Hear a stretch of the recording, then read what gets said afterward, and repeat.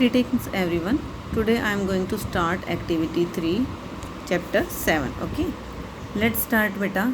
Reduce the following fraction to the lowest term by dividing with their HCF. यानी कि ये जो fraction है इसको रिड्यूस करना है, कम करना है.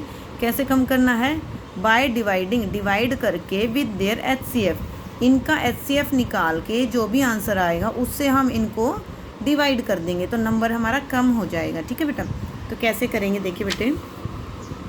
ए पार्ट 16/28 क्वेश्चन में हमें कहा गया है कि सबसे पहले आप इनका HCF निकाल लेंगे क्योंकि HCF से ही हम डिवाइड करेंगे. ठीक है, तो सबसे पहले जो हमने पिछले चैप्टर में किया था बेटा 16 और 28 इन दोनों का HCF निकाल लेंगे. उसके लिए हमें ये इनका प्राइम फैक्टराइजेशन करना पड़ेगा. ओके, ये मैं इसलिए पहले कर दिया है मैंने ये वाला क्योंकि आप पिछली एक्सरसाइज में ऑलरेडी ये कर चुके हैं.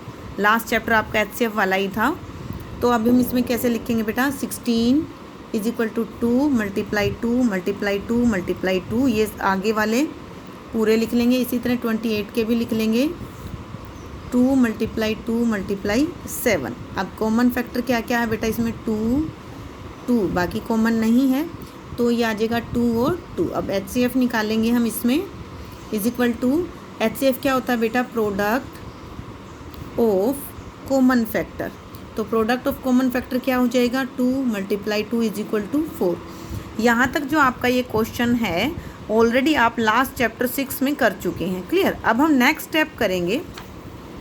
नेक्स्ट स्टेप क्या है कि इसको हम डिवाइड करेंगे. 16/28 इसको हम डिवाइड करेंगे ऊपर भी 4 से और नीचे भी 4 से. ध्यान रखेंगे फ्रैक्शन में अगर हम डिवाइड या मल्टीप्लाई कर रहे हैं तो ऊपर नीचे दोनों में होगा, एक साइड नहीं होगा. अब 16 को 4 से डिवाइड करेंगे बेटा 4 4 ज़ा 16. 28 को 4 से डिवाइड करोगे तो 4 7 ज़ा 28. ठीक है, अब ये आपका क्या आ जाएगा आंसर, क्योंकि ये देखो 4 और 7 दोनों सबसे छोटे हुए हैं और एक दूसरे से अब कटेंगे भी नहीं. क्लियर बेटा. अब इसमें एक बात आपको और ध्यान रखनी है कि अगर नीचे वाला नंबर छोटा आ जाए ऊपर वाले से तो आप उसको डिवाइड करके और मिक्स्ड में आंसर दे देंगे. ठीक है, लेकिन अगर नीचे वाला बड़ा है तो डिवाइड होगा ही नहीं, आपका सेम यही आंसर आ जाएगा. ठीक है, तो इस तरीके से आपने इसके ये सारे पार्ट करने हैं. क्लियर. अब मैं सेकंड क्वेश्चन का एक पार्ट और आपको समझा देती हूँ.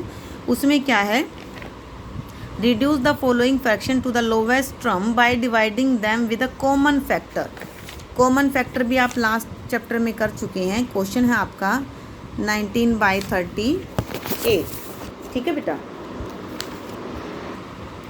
ओके 19/38 बेटा, इसमें हम पहले कॉमन फैक्टर निकालेंगे.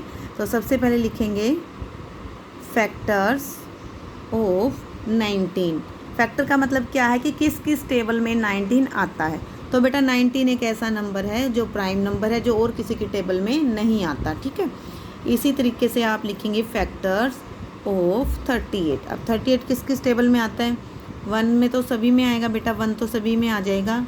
2 के बाद ये सीधा 19 और फिर लास्ट में 38. ये इसके फैक्टर्स हैं. ठीक है, अब हम लिखेंगे कॉमन फैक्टर में. कॉमन क्या क्या है बेटा, देखो 1 and 19. ठीक है, तो अब हमने कॉमन नंबर का जो हाईएस्ट नंबर होगा उससे डिवाइड करेंगे हम. क्लियर, क्योंकि लोवेस्ट तभी आएगा जब हम हाईएस्ट से डिवाइड करें.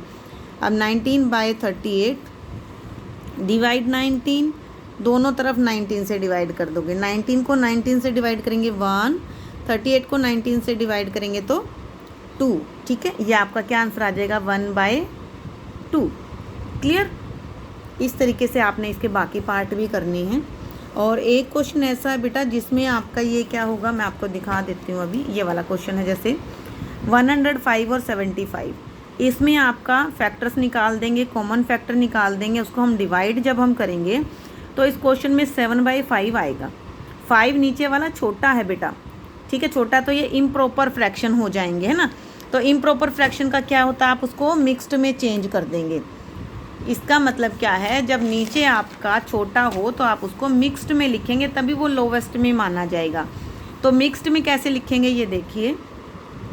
ऊपर वाले नंबर को अंदर रखेंगे और नीचे वाले नंबर से उसको हम डिवाइड कर देंगे. 5 1 ज़ा 5, 7 - 5 2. ठीक है, ये आपका क्वोशिएंट आ जाएगा, ये आपका क्या आ जाएगा रिमाइंडर, और ये आपका डिवाइज़र है. ठीक है, तो मिक्स्ड में हम कैसे लिखते हैं बेटा, जो क्वोशिएंट होता है वो आगे लिखते हैं, जो रिमाइंडर है वो ऊपर रखते हैं और नीचे हम यहाँ पर डिवाइज़र रखते हैं, ये तरीका होता है ना। तो अब इसमें देखिए कैसे लिखेंगे, क्वोशिएंट 1 रिमाइंडर 2/5 है ना। तो आपका ये क्या आ जाएगा 1 × 2/5। ये देखिए मैंने 1 × 2 सॉरी ये 3 गलती से लिख दिया है, यहाँ पर 3 नहीं है 5 आएगा। ठीक है, ये आपका क्या आ जाएगा आंसर। क्लियर बेटा। तो इस तरीके से आपने फर्स्ट के पार्ट और सेकंड के सभी पार्ट्स आपने अपनी फेयर नोटबुक में करने हैं। क्लियर।